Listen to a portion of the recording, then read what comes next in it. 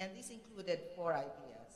First, the enhancement of the existing BS entrepreneurship program to include science and technology content, and the integration of entrepreneurship into existing science and technology curricula.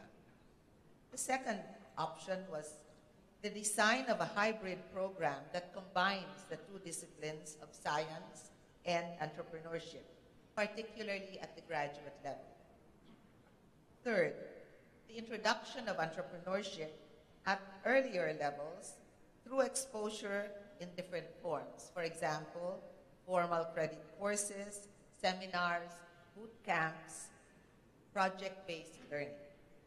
And then, finally, the push for increased interdisciplinarity by asking all our CHED technical panels in the various disciplines not to fill up their curricula with prescribed subjects in order to leave room for innovation and choice.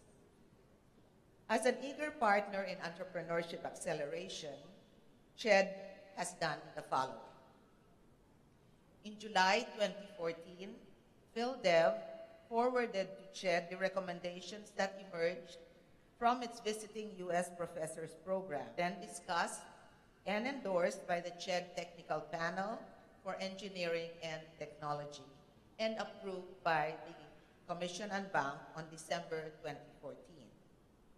Very recently, on February 17th of this year, we signed a Memorandum of Agreement. Oh my God, just getting started.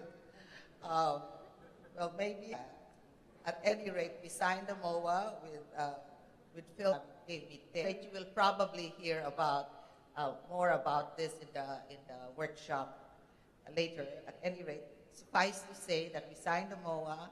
We will be working with PhilDev in piloting programs in 5 higher education, Institute of Technology, University of the Philippines, Los Baños, University of San Carlos, Xavier, and the Technological Institute of the Philippines. We will also, I guess, be mentoring faculty members, trying to provide help them teach these courses. And I think we have agreed that CHED will pick up from PhilDev after 2016. I was going to give you something on the engineering landscape, but suffice to say there are a lot of engineering programs in the Philippines. But it must be noted that there are only 2 centers of excellence. The criticism of the engineering programs in the country is that they are good in theory, but graduates lack the tools to create products and successfully bring them to market. Thus, the challenge, I believe, to PhilDev. In a recently released Creative Productivity Index by The Economist, Philippines was ranked 18th out of 24 economies in how easy it was to start a business. And basically, we were cited for, or probably critiqued for, rigid labor markets and financial institutions that prevent people from accessing credit, and low levels of scientific output and creative sector goods. Again, that speaks very, that brings the challenge very close to home. Okay, skipping a bit, but this is again to emphasize the importance of entrepreneurs.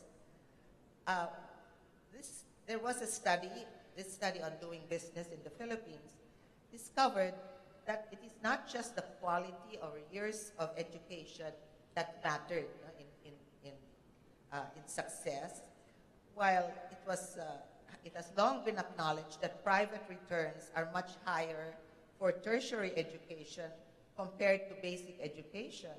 They found that, in fact, there is a necessary distinction between college graduates. They're all college graduates, but there are some who join the workforce and others who become entrepreneurs.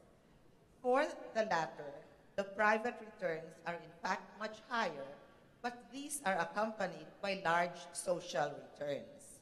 So, Compared to producing an educated workforce, an increase of 1% in college-educated entrepreneurs can result in an increase of up to 11 to 12% of GDP per capita.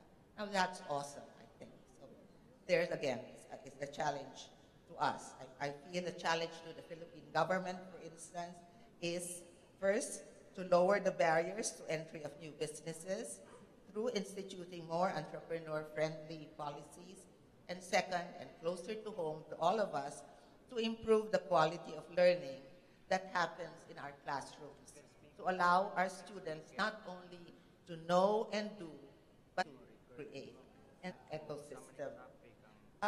I'd like to ask some basic questions, if I can have time. I've lost my trend of thought since I'm jumping from one part to the other.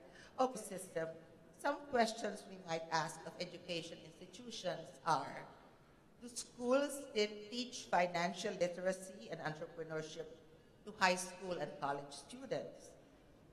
And second, do schools allow faculty to take sabbaticals to join startups? The curriculum of the Department of Education introduce our grades to subjects such as the fundamentals of accountancy, business, and which is further as we programs. There is also an opportunity for entrepreneurship, possibility of allowing and mentor startups